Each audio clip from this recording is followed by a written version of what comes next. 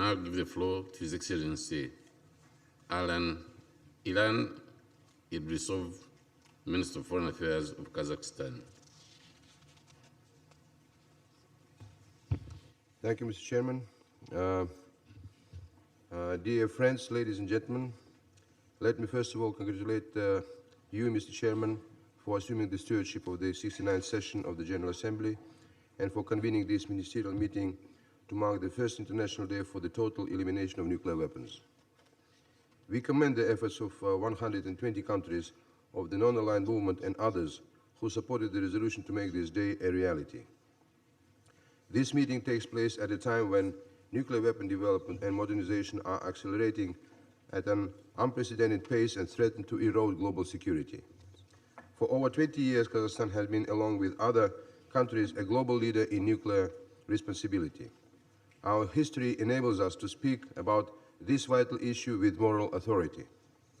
On the 29th of August 1991, President of Kazakhstan, Nursultan Nazarbayev, put an end to 40 years of the development and testing of nuclear weapons on our territory at Semipalatinsk, then voluntarily renounced the world's fourth largest nuclear arsenal.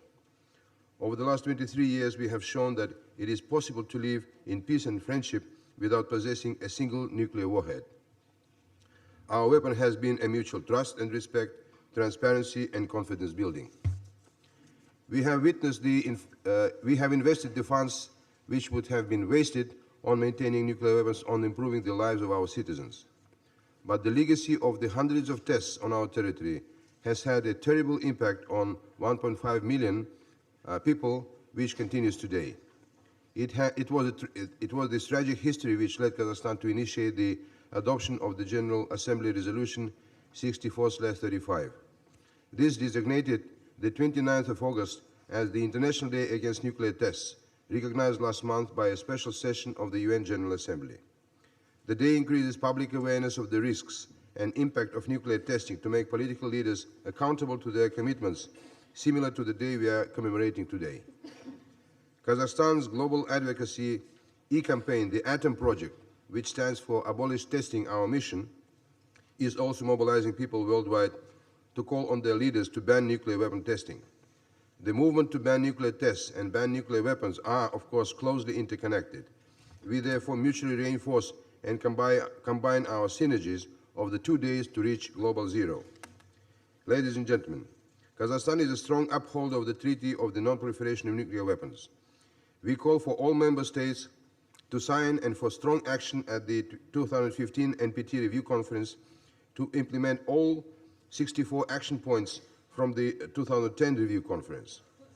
Kazakhstan acknowledges the right of every country to develop nuclear energy for peaceful purposes.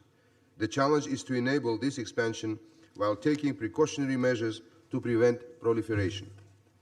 This is the aim of the International Low Enrichment Uranium Bank, which Kazakhstan is negotiating to host under the IEA auspices.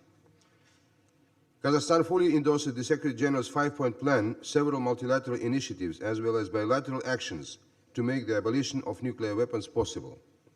Global nuclear disarmament should include the dismantling of strategic nuclear forces and their carriers and technologies developed by increasing numbers of countries in different parts of the world. It is clearer than ever that the abolition of nuclear weapons is dependent on the universal ratification of the Comprehensive Nuclear Test Ban Treaty. Kazakhstan commends the work of the treaty's preparatory commission in detecting nuclear explosions. We have served as a venue for 4 CTBTO field exercises since 1999.